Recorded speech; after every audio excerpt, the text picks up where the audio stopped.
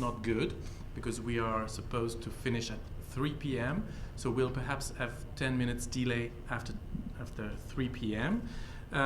We are here in a session called International Apps, How to Serve Economic and Sustainable Territories. You may have noticed that I speak English, so for our guests from Israel, we'll try to stick to English. But if you prefer to ask questions in French, you can do it, and I will make the translation, or I will try to, which is always a challenge for me, but we'll manage. We'll have 4 speakers, and we'll try to stick to presentations relatively short, so 10 to 12 minutes each, and then a session of Q&A at the end of the panel. So let's start with Nadine, who is a French name but will not speak French. She will explain, and she will. And she has an incoming call. And so Nadine, you will present a mobile app, an accessible mobile app. It's an app, an accessible mobile app about accessibility. Now you got confused. Yeah. I'll explain. Okay, let's check how I move the screen. No, one moment, I need to move the screen, they told me. Okay, where is the technical guy that how I move it? I have to make it small and then move it. Let's see. Here it comes. That's not very user-friendly, but... Yeah. Okay, let's make it big and accessible. And now where is the play button? Let's just try by clicking. No. Okay, that's kind of weird. I'm sorry, we're having... So the answer to the question is no. Yeah, the technology is also an issue of accessibility, actually. Yeah, here, just click on it. Right. Oh. No. Oh. Oh. Let's make escape. Here we go. Yeah. Okay. Try again. There we go. Oh, but.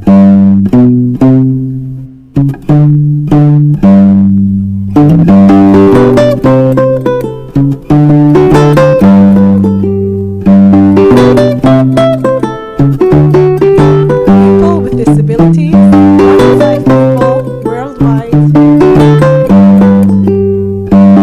Accessibility is a must to go out, have fun, meet friends, travel.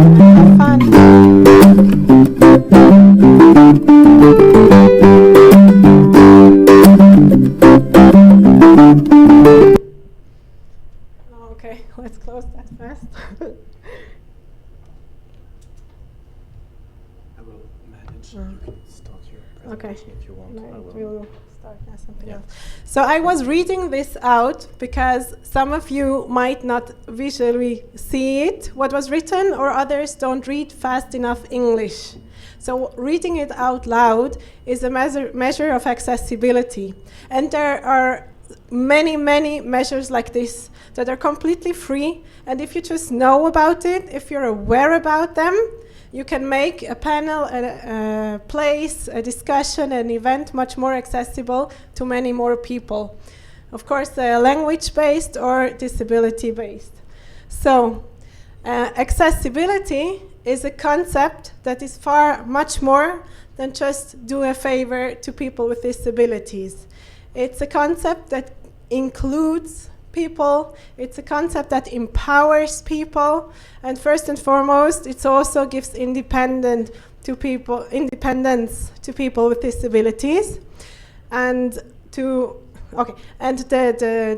the spectrum of accessibility users, it's also far more than disabled people. It's the growing population, the aging population, referring to the silver economy.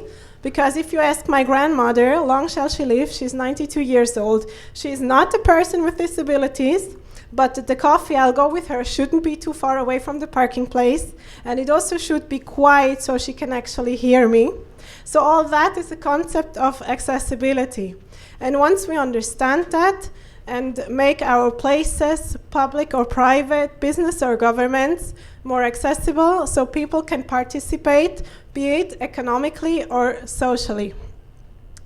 So I also refer to families with children that on the one hand it might be a parent with a baby stroller that it's not so comfortable to go upstairs and wake up the baby. And otherwise also if I choose a restaurant and I have 3 small children, so I prefer to choose a restaurant that is children friendly with a play corner or similar. So it's many, many people profiting and enjoying accessibility. That's why we create a solution, an application, you saw it in the movie. You choose according to your individual accessibility profile. It can be steady. For example, I'll add that I have small children and that I'm a vegetarian. So every restaurant I'm looking for, I get the rating with restaurants that has the options I'm looking for. But if I take my grandmother to a restaurant, so I will add the features of restricted mobilities and partial hearing. So it's a very dynamic application. And we integrate the technology of beacons. For those that don't know it, it's like this. It's this size, something between 3 and 5 centimeters. It can place hidden or visual at the entrance of a door or as a signpost in a city, on a bus station. It can be placed everywhere. And it gives a signal to a smartphone user, mobile phone user that has activated the Bluetooth. It gives a signal that there is information available. Now, what kind of information is on there? It depends solely on the business or the place that puts the beacon there. So a business can use it for business purposes, such as daily special offer, but it also can have information about accessibility. For example, if there is a stair at the entrance, so a wheelchair user can know to take the back door entrance, for example. Or there can be a button for call for assistance, or there can be any other explanation about the place. And it's also very valuable to the tourism industry because you can also, any written information, get it on the smartphone and then translate it. So everything that is in French, and if I'm a non-French speaking tourist in Nice, I'll be able to actually get all the information. Also, any written information, if I'm a person that is dyslexic or with a visual disability, or as I said, I don't speak the language, so my smartphone is already so smart that it can actually translate this language, this written information to speech. I could use a screen reader, etc., etc. So we integrate this also, and you, as a city or as a business, you could use this independent from my application, but also, of course, integrated. And this is a huge service for people who are blind or with other orientation difficulties, such as people with cognitive disabilities, or, as I said, also tourists that just don't understand the language. So the market I actually referring to, the UN has statistics that something between 15 and 20% of any populations are registered as people with disabilities. But, and the difference is just the definition. But the users of accessibility, as I said, it's much more people, because usually people don't go to restaurant alone or don't travel alone. So if they go with their partners, friends, or families, the European Network for Accessible Tourism is calculating with a multiplicator effect of 2.5. So economic-wise, this is a huge and also untapped market. Yearly, for accessible tourism, there are 180 million people in Europe only, with a turnover of 80 billion euro only in 1 year, that are using accessible tourism. So as a safe and smart city, as an innovative city, I recommend to implement the notion of accessibility. Now, the thing is that I'm there to give the information. The app is there to connect the information from the user and the provider. That is a business or a city can just answer some accessibility questions that I have prepared with a questionnaire. And these questions aren't judgmental. That is, I don't ask whether or not a place is accessible, since it's very individual what is accessible and for whom. And I'm not judgmental. I'm asking questions such as, do you have stairs? And if so, how many? What is the width of the door? What is the width of the alley? Are there obstacles on the way? Is there a person to get more information? And all kinds of these questions that are yes and no answers, and also numbers. And this will allow me to translate the answers into several languages, which will make my app very useful as a travel planning tool, especially in regards to accessibility questions. So our customers, the accessibility users, will use the app for free. Our customers, the cities, businesses, and governments, can put in their information for free. And I will be offering them some services, such as an access statement, translations, or other that they can use, but they don't have to buy these services. So I really very much invite you to take part in this. It doesn't cost money, it just takes some time.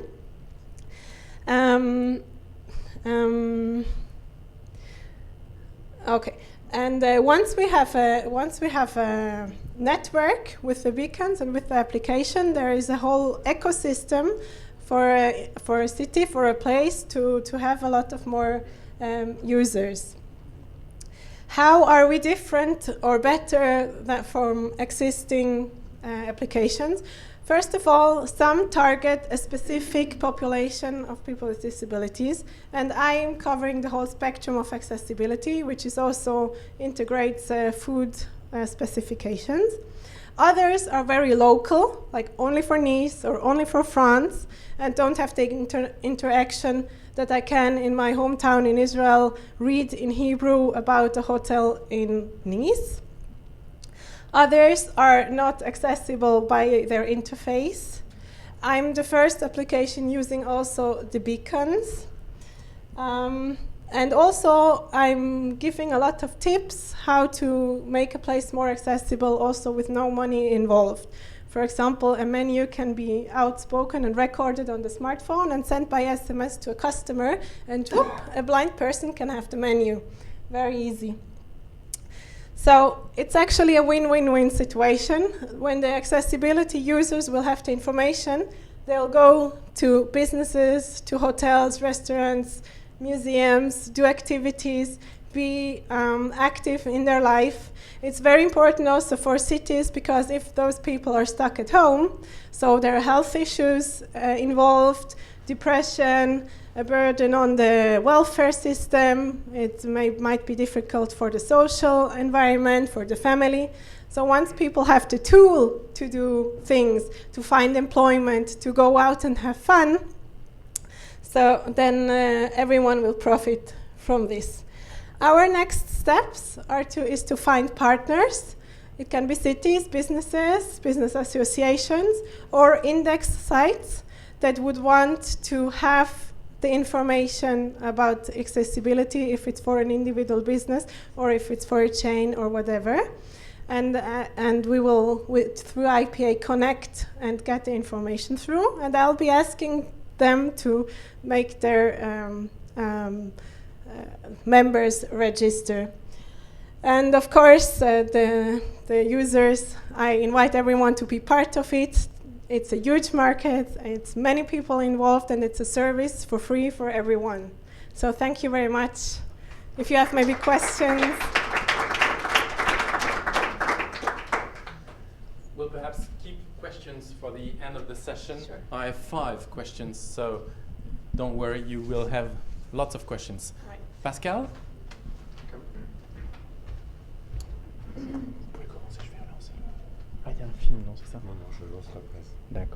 So, good afternoon, ladies and gentlemen. I'm a little bit worried about the starting of a PowerPoint, but you will do it. Don't be. So, I'm very pleased to be here today to make a presentation about sustainable cities or EDF approach. I'm also very honored because we have a guest from Singapore in this room, and this is challenging for me to speak about a Singapore application in front of them. So, thanks for coming and welcome in Nice. No, this is not Lyon. No, je sais. So, just to start with, and to make the link with the previous presentation, you saw a very smart application for better living in the city, how to move from one to the other place efficiently, the question of accessibility, with smart technology, smartphone. In our point of view, the question of smart cities, sustainable cities, is also a question of design and city planning. If we design properly at the very beginning a system, it's much more efficient when we use this system. Also, EDF as an integrated energy company, working on all the business of energy, from the generation, distribution, transportation, and also use of energy and energy services. We developed, in fact, many solutions for cities about energy, but not only, and I will show you later on the slides. Pascal, just a minute. It's all crafts here.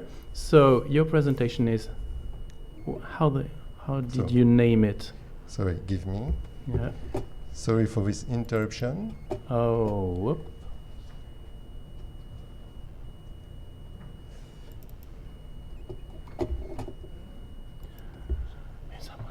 Fantastic. That's my presentation. I hope so. EDF, integrated energy company, developing many services for cities and many solutions. We also have a large research center where we develop new technologies.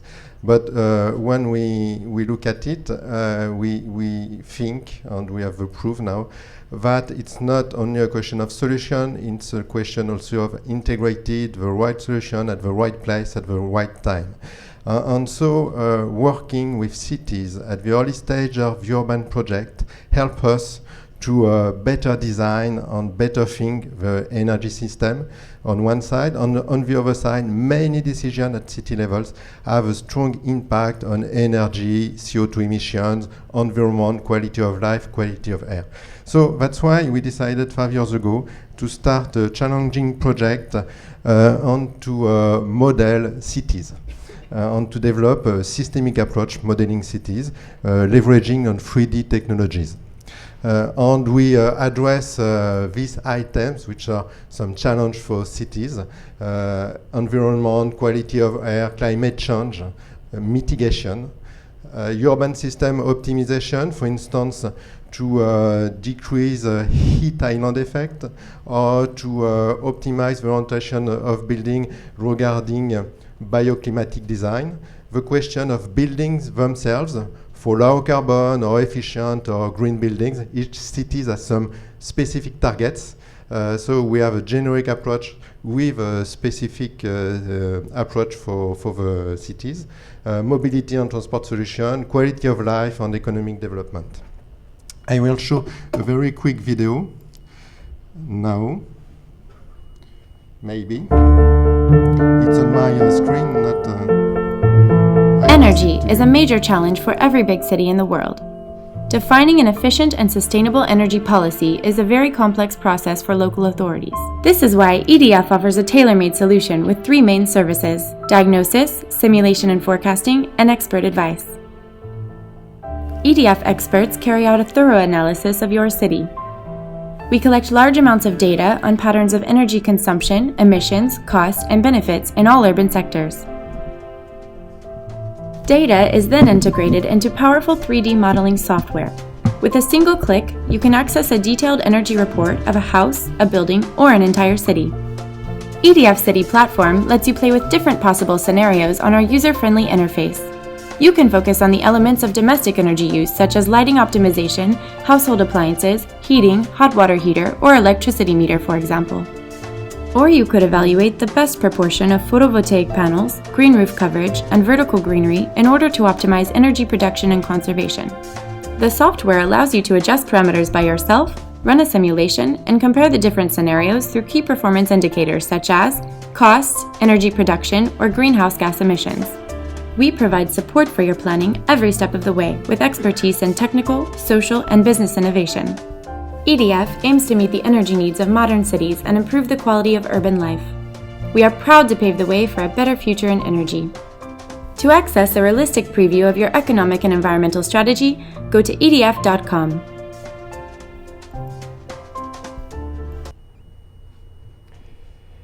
And so after this presentation with a very good English accent, it's difficult to start again with my French accent, but I will try to do my best. And to go to the next slide, which is, yes, that's it.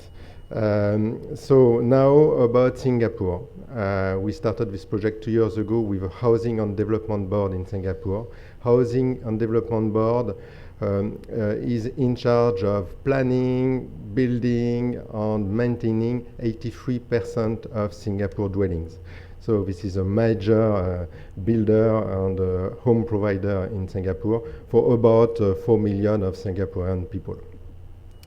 So Singapore, and more specifically Housing and Development Board, want to address sustainable questions and want to develop in a sustainable way and to improve the quality of life in districts. They have many KPIs. They also have many solutions on the other side, and everything is linked. When you when you decide one action, you have an impact sometime on other actions, and you have an impact on different KPIs. So from the beginning with our discussion, we decided that it was not affordable, it was not the question of our customer to have a recommendation or to have only a report. We needed to deliver a tool that will allow them to play with different scenarios and very quickly to assess the impact on the KPIs and also to know the cost of the different actions. And so to optimize some bundles of strategies and next to be able to develop these strategies. For more precision about Singapore, we obviously are working on air conditioning in buildings. Singapore has a climate where it is almost all of the year around 30 degrees during the day. And air conditioning is the main use of energy in dwellings. Common area lighting, the question of lighting, the question of fuel cells and cogeneration for buildings, photovoltaic on the roof, and for Singapore, for photovoltaic in Singapore is at the grid parity. So it's an efficient technology regarding Singapore context. Regenerative lifts, green home package, efficient appliance in homes, greenery, which has also an impact on energy consumption. The question of water, we made it with friends of Veolia. Waste, because we also have a link between waste and energy, and waste by itself has to be optimized. And next, the question of transportation and accessibility. We go back to the previous presentation. And so we implemented our expertise on all these items. We understand the links between the different actions they can have on these items, and we model it in a complex system modeling tool. After that, we made a tool that very quickly, and the simulation time is 2 minutes, you will see later, we very quickly assess the decision of a different strategy for the KPI, the impact on the KPI, energy, cost, greenhouse gas, and also setting benchmark, to name just a few. And this is a video of a real tool, so this is not a marketing video. It's not as nice as the marketing video, but this tool works on computers, standard computers, and HDB has it on his computer. So first of all, what is important when you work on a city is to see and to understand the city. So that's why we use 3D and realistic 3D, just to understand that we are in Singapore and not anywhere else. Next, we have a diagnosis. We can show where the building are consuming, are the most consuming buildings. And next, we have the possibility to play and to implement the list of action you saw previously. So in this, you have the list of action. Behind each action, you have models. And for instance, they can decide to install efficient lighting on one specific building, on one specific area. They can move from LED they can move to LED. They can install a motion sensor. They can decide to install on the roof of some few building, or oppositely to all the buildings, fuel cells, not fuel cell, photovoltaics.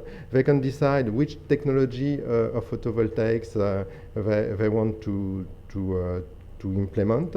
Obviously, we have default value where we advise them regarding this technology choice and regarding the optimum of PV installation on the roof.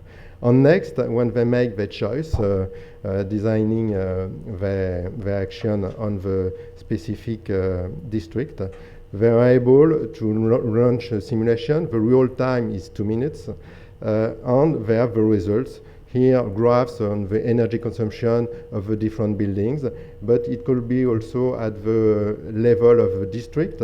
And at the level of the district, we implemented 2 scenarios, one sustainable, one we call smart. And for this, you can very quickly assess electric consumption reduction, as well as CO2 emission, and what is mostly important, the cost during the next years if we take this scenario. And next, they are able to have the benefits as well as the cost on the opposite, and to make the decision, do they develop this kind of scenario on the district. And one example is on this slide. Sustainable neighborhood means we implement greenery, we develop efficient appliance, we improve with LED, we develop local production with PV, and they quickly have the results. And we make some apps which helps to communicate to the large public and to help understand what will be the impact for the public who lives in the district of HDB decision for the future. So that's all about Singapore, and I would like to thank you.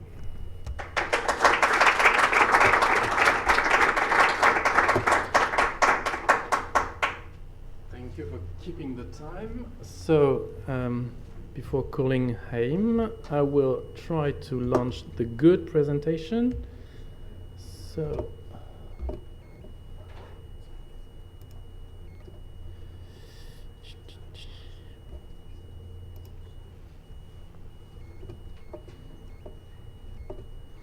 yours is named Sensitive City.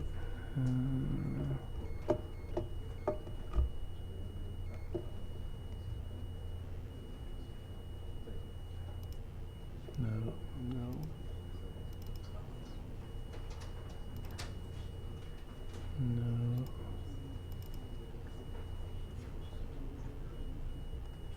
You have your key. Yeah. Yeah, we'll try with the key.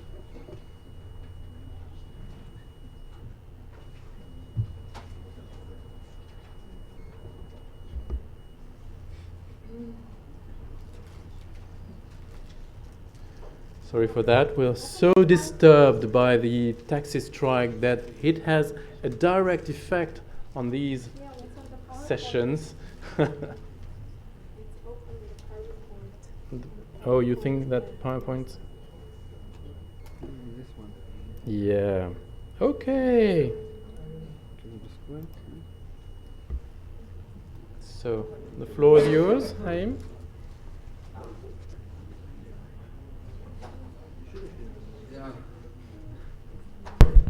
I will be on time, I promise you. Okay, please let me allow to present you another concept of saving water. We talk about water sensitive cities is the name of the presentation.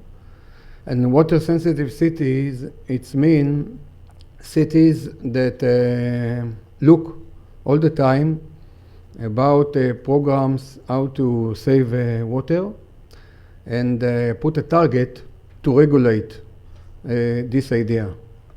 Today we will talk about the runoff water, how we can turn them from damage to resource.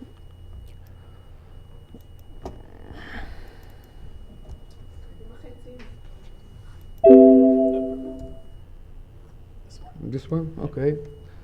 So our organization as a GNF, KKL, continue to operate for the environmental development throughout Israel and is recently focusing more on the Israeli cities of the future. Cities are critical water storage and degradation of their aquifer. Aquifer is mean the underground water and waterways. So to understand what's happened during the last 20 years, if we go to the last 20 years, most of the rainwater flow inside the aquifer, the groundwater water. But because the buildings and the construction today, most of the rainwater and the runoff go to the sea, and they polluted the sea. So another aspect is the public health. And we have to understand that during the time, global warming will cause less distribution of rain events with a lower number of events and higher intensity that may lead to higher risk of flooding. In Israel, 18 or 20% of the water is water that uses in the urban area. So we want to talk about the technology that will lead to turn the runoff water from damage, as I say, to a resource. And then you can see a new apartment in the city of Saba. There is a park here, and in the middle of the park, we build the biofilter. We will see the biofilter. Here we build it as an amphitheater, and it's a green area in the park. It means it's go with the green, syncing with the green park, and we will see later, if you can see it better, here is like the theater around, and here is the biofilter. So we think that planning a city as a water-sensitive city will ensure using rain that fall rather than losing it to the sea. That's the main issue. And the biofilter technology is a fundamental component of the water-sensitive city approach. So what is the biofilter? I have to read it from here because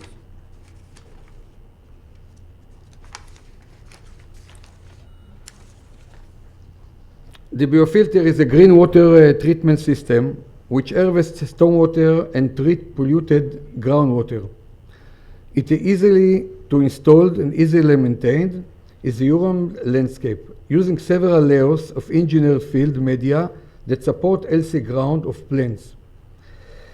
In Israel, it collects and treats urban roof water during the wet period from November to March, and while during the dry period, April to October, it treats contaminated groundwater. A biofilter system has the ability of catching around 95% of the runoff water. The treated water is injected into the groundwater aquifer, where is it stored. At any point along the aquifer, the water can be recovered for a variety of uses. To understand the concept, we talk about now a new apartment as we saw in Kfar Saba city. We take all the runoff water that run on the street from the drain pipe to pipes that bring them to the biofilter. Before that, we monitor the amount of the water, and then they become here in the biofilter. They lead a process of planned special process. After that, we monitor them after the process, and there is two options. One option is to bring them to wells or to the aquifer. It means to the ground water down. Here is another view. Okay, the first biofilter pilot built in Israel in the city of Saba, as we say. Later on, we build more two facilities in Ramle, Bat Yam, two another cities in Israel. And we lead this project with any research that brings us, first of all, a treated urban stormwater runoff result in higher quality water. The aquifer water has been recharged with clean water. It's very important for a country. The green technology add a pleasant environmental location to the urban landscape, and the filter had opportunity to educate the public on water treatment. You can see what's happened before the process in the biofilter and after. Here is another concept of biofilter in Ramle, and another concept in Bat Yam. You can see that it's part of the field, and around is a bicycle way, bicycle track, and so on. Some examples what's happening in Australia, because we built this technology with Monash University in Australia. In Australia, it's regulated. It means you can't build an apartment, a private house, without build a small biofilter. And here you can see an example on the road for sitting. In other places, you can understand that there is a special building, special process, because it's part of the green area. Accepted result of the research, we now lead to regulate this issue with the health department and the water department in Israel. It means that the cities that build the biofilter and use the water from the biofilter after the process, the people will pay less money for the water. To sum it up, to be on time, cities with a storage of water, degradation of the aquifer, urban runoff, the flow into the sea, and urban heat land effect. And the other one is about education. I want to tell you that in the places that we put this biofilter, a lot of children with the teachers come and see how the water, we have a small simulate in these places, so you can see how it's work, and it's educate the children too. So to conclude this presentation, this concept of water sensitive city and the biofilter in the middle give us a solution for global warming, lack of water resource, high cost of installation, and education that is very important for us and all over the world. Thank you very much.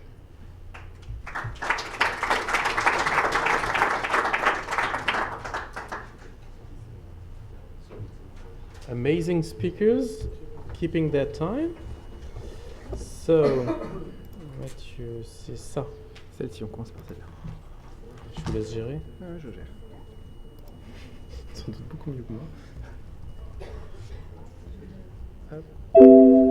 Général. So, hello.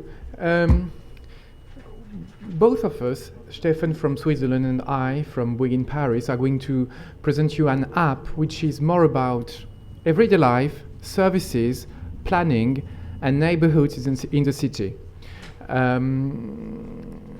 But I don't present to you Bouygues, the international firm of construction. We built neighborhoods, quarters with both offices and dwellings in many countries, and especially in Western Europe, as the UK, France, or Switzerland. And our point is about a quarter which has been developed recently in Bâle, in Switzerland, near the border of Germany and France, where we have developed with the quarter an app which is dedicated to services and everyday life for people. Just to start the presentation, to give you the Swiss context, just to understand the place. So we have redeveloped a brownfield site in Bâle, which is this site where there was railway. It was an international railway with Germany and France, and it has been fully redeveloped by Bouygues as both a planner and a property developer, which means we have done everything in the quarter. We have designed the quarter, we have designed the public realm, we have designed the building, we have sold them, we have built them, and we do the facility management for energy issues in the area. So, you know, it's an overall proposal which include as well digital facilities with this app dedicated to services. This point is important because we are in Switzerland and it's a market with very high requests about sustainable development, sustainable life in the area, and for the different markets where we are in Europe, it's probably the more demanding. It's very demanding about energy issues, water issues, as well as transport, mobility, and we work very frequently with startups in Switzerland on these different issues. Regarding the question of a vibrant neighborhoods, local authority in Switzerland, for them it's an important key point, and all the neighborhood is mainly about housing, either for families, for youngsters, for elderly people, and the idea of the local authority of Bâle was to develop a place for everybody. So there was an emphasis on designing meeting place in the area, on creating a market for Sunday with stars and people coming with vegetable, some local shops and services, and there are lots of kindergarten in the area, 4 or 5 at present. And a few playgrounds. The idea was that people should meet. It should be, young kids should go to the place for the elderly, which is in the quarter. There are different activities. There is a festival. So there is the idea that a new neighborhood, because everything is new. There are hundreds of dwellings. So there are about 2,000 people who come there to live as pioneers because there was nobody. So everything is brand new. And then the idea is to build new relationships in the quarter between different people. And with all these different actions, we developed Erlenmatt, which is the digital meeting place. So it's a counterpart to the real meeting place of the area. So it's an added value to the development of the quarter, so that people meet, people exchange services. So it's a digital market. It's a digital market to exchange services between people. When you have a barbecue, you can announce, well, I do a barbecue next Sunday, who wants to come? My mother comes next week, I need a bike. Who could lend me a bike next week? You need tools for DIY in your house. It's also a link between you and the investors who run the quarter. Because we are in Switzerland, there is hardly any people owning the dwelling. Everything is rented and is owned by different funds. So the funds own the dwelling, people rent, and then they have a direct link with the people who run the quarter or the different buildings. And it also the app is also a point of information for the running of your flat. But I think, Stefan, it's your turn to present it now. You want to show the video now? You want to start by the video? Yes, sure. Yeah, maybe. We've got a short video that's just summarizing what the application is doing for the people here. Ah.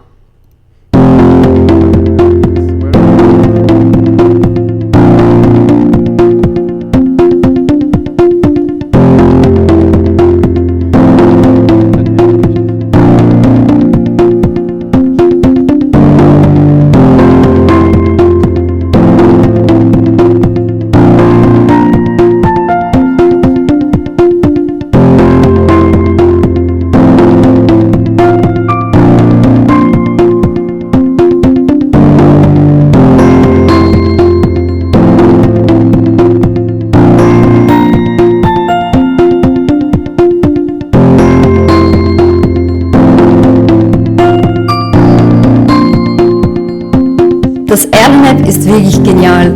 L'appli Erlenmatt est géniale. Elle propose tellement de fonctions concernant mon logement et le quartier. Meine Wohnung und das Quartier, dass ich alles Mögliche herausfinden kann. Je peux voir ce que mes voisins partagent sur les fils d'actualité ou ce qui se passe dans le quartier. Je trouve également toutes sortes d'informations sur mon logement, combien je consomme en électricité, en eau. J'ai même accès à tous les manuels d'utilisation. Et grâce à l'appli, je peux savoir à quelle heure passe mon prochain tram. Und das Beste ist, ich erfahre sogar, wann mein nächstes Tram fährt.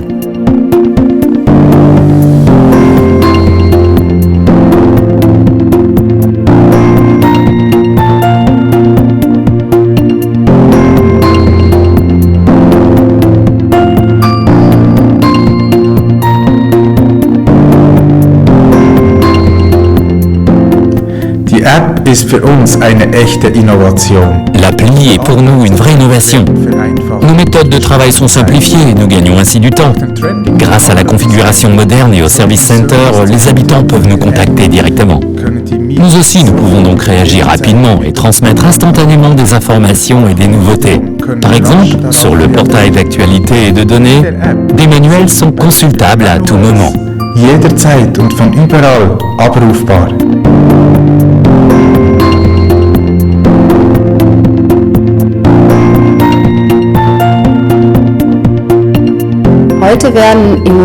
Aujourd'hui, les projets immobiliers sont conçus et réalisés différemment d'autrefois. Lorsque l'on construit de tout nouveaux quartiers, les thèmes du développement durable, du logement et de l'emploi urbain, ainsi que les réseaux sociaux ou encore l'environnement, deviennent cruciaux. Cette appli nous aide, ainsi que les habitants, à mettre ces thèmes en relation et à faire des différents labels comme Site 2000 watts une réalité du quotidien. Je suis enchantée. Ich bin begeistert.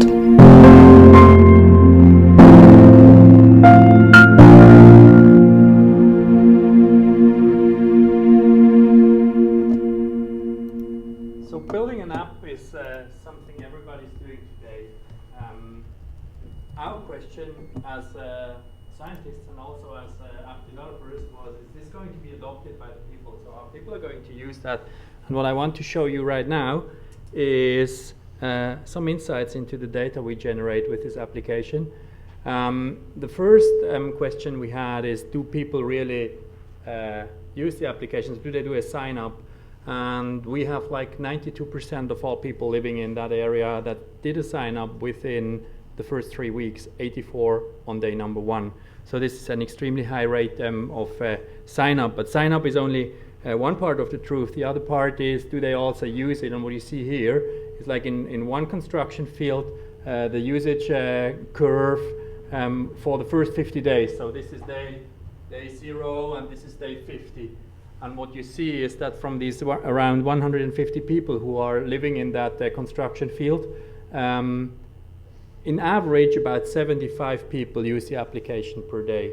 So that means people use the application every second day in average, which is of course a very high frequency for an application. Think about the application use you have.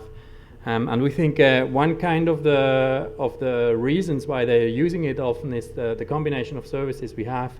And the second truth in that is that it is very much driven by current content. You see all these like big mountains. This one here, for example, I can show you this one.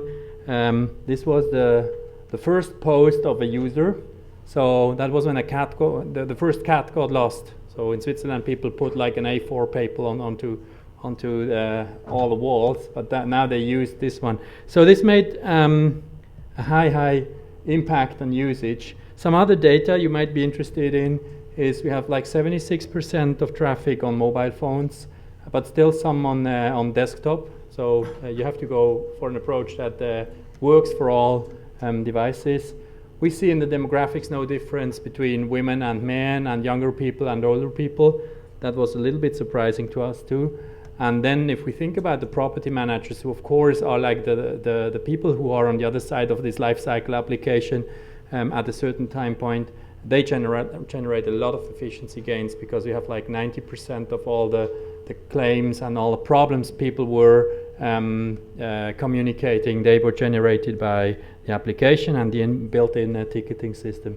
So yeah, that's a little bit the overview of what we do with that kind of applications for apartments and for neighborhoods. People get the key when they move in, they get the access code for exactly the application of their apartment and their neighborhood. And maybe one last remark, what you see here is again that kind of application, but now in a desktop view.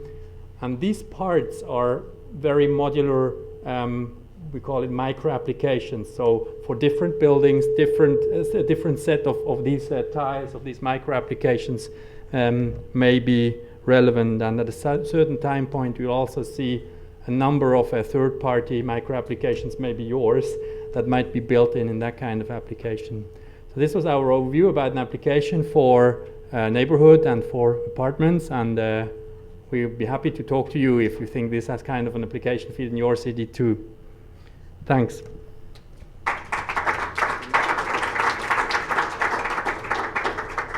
I suggest that Haim, hello, the woman comes to the floor, and is there any question, or shall I start? So I shall start. So my first question would be about your applications. They are all crowdsourced, right? No, that is not crowdsourced. Well, two sides of the network. So could you explain a little bit more in detail the relationship with the inhabitants, and the same for Mathieu and Stefan, the relationship between your app and the content you put in it, and the fact that people can react and can also provide information that are well up to the expectations of the outcomes of the application. And I think it also applies to your presentations, Haim and Pascal. You want me to start? Or you?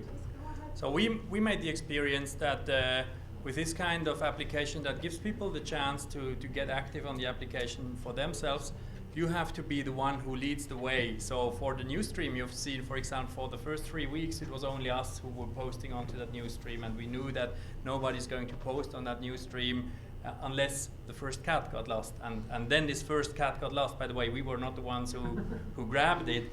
But then people started to get confidence into that means of communication. And since then we see they are posting all around. So our perception is you always have to push a little bit. You have to prepare some basic content. You have to learn people how it might work, and then they suddenly start to use that kind of tools. Nadine? I'll use the microphone so the people in the end also can hear it.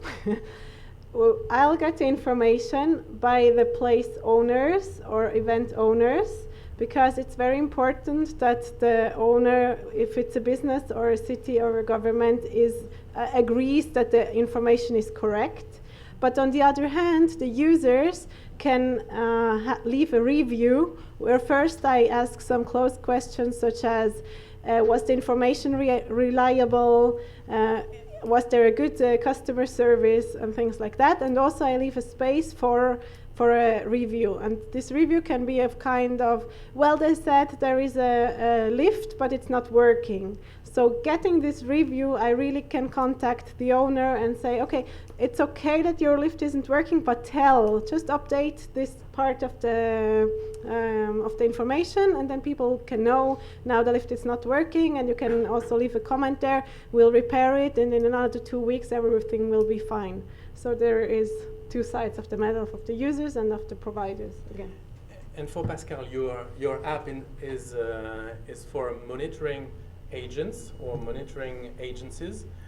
It's not for the public, but yeah, so apps is not for the larger public. But first of all, this kind of application which gives empower the cities to decide on technical system is useful, because they don't have to bother with this expertise. They don't need this expertise directly.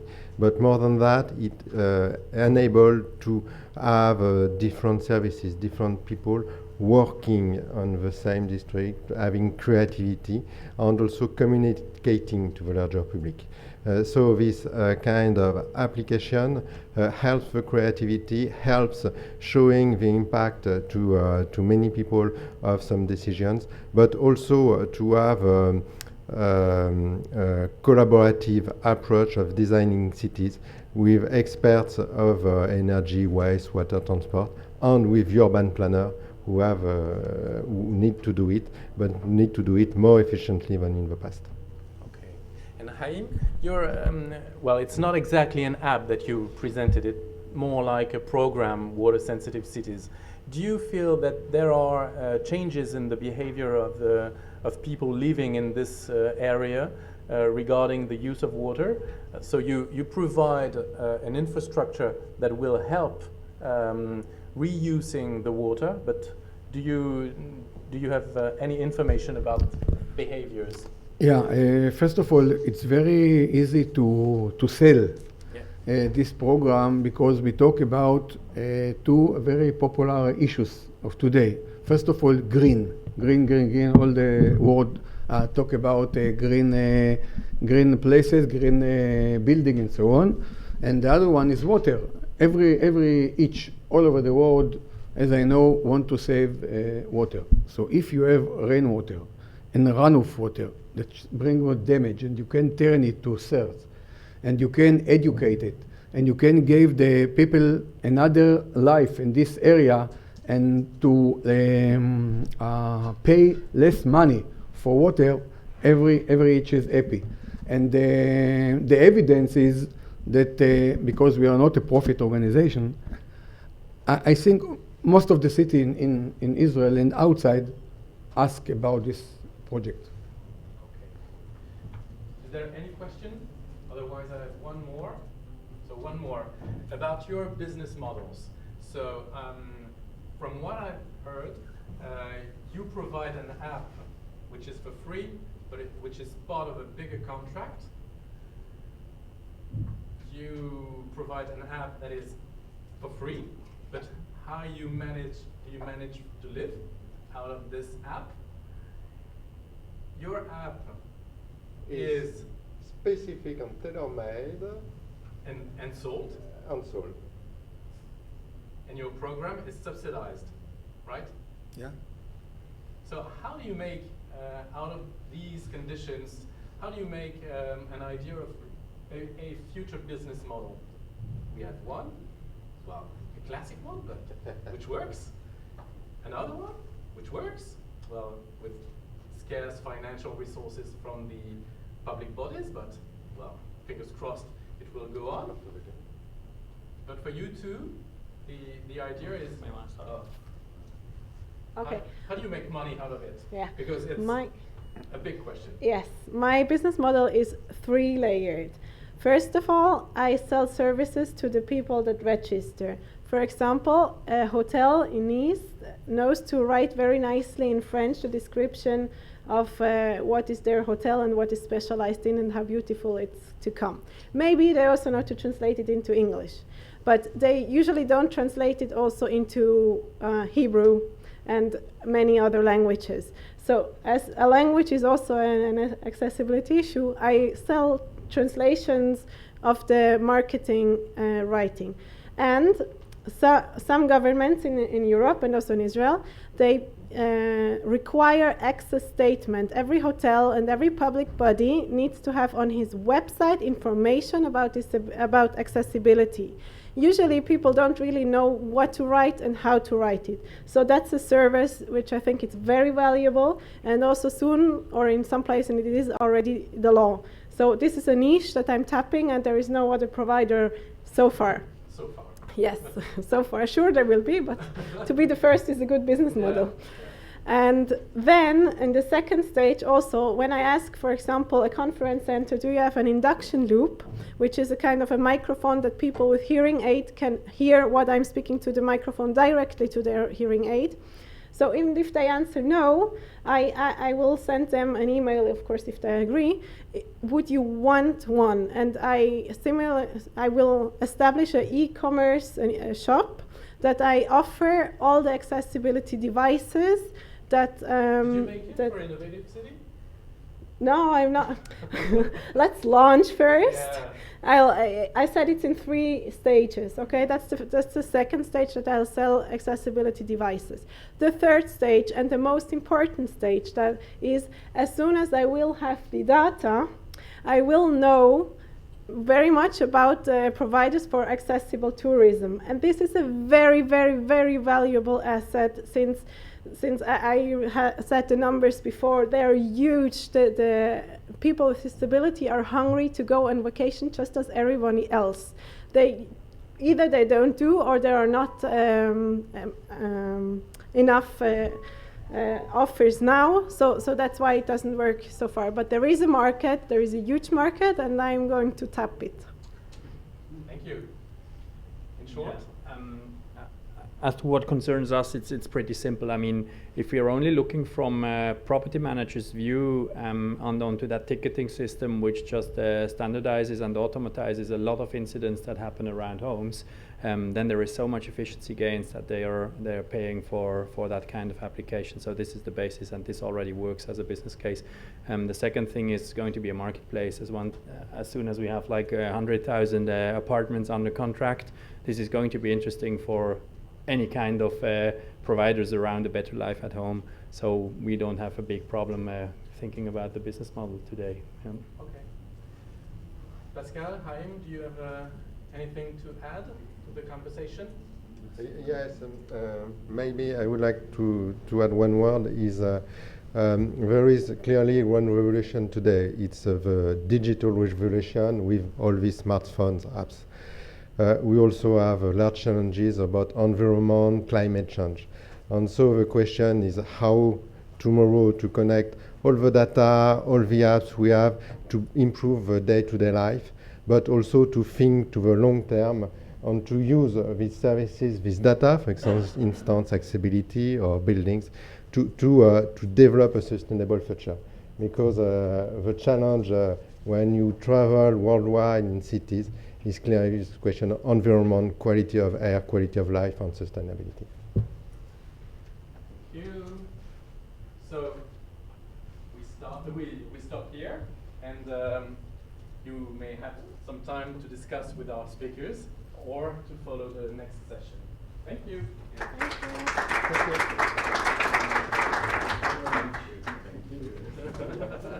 I hope it was good for you. Okay. Merci beaucoup. Merci à vous.